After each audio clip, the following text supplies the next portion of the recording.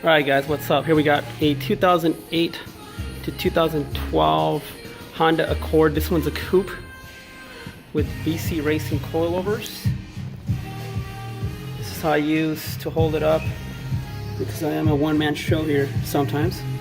Alright, so this is what we found out. Some people on YouTube have claimed that this back tray comes off. Not true. It's really hard to get this tray off. Now we've seen somebody take it completely off, but not really. This is what they're not telling you.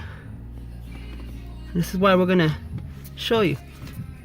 You can stick your hand through here and get to it. You could actually see it from here. And that's where you're gonna stick your wrench through here. Use your hands, stick it through there.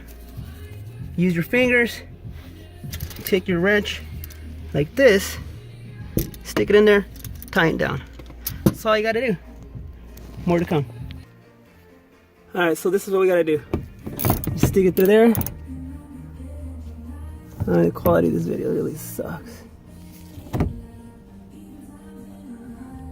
There we go. Through there. You're gonna stick your hands underneath the tray. And you're good to go. Alright guys. I'm gonna keep on chugging here.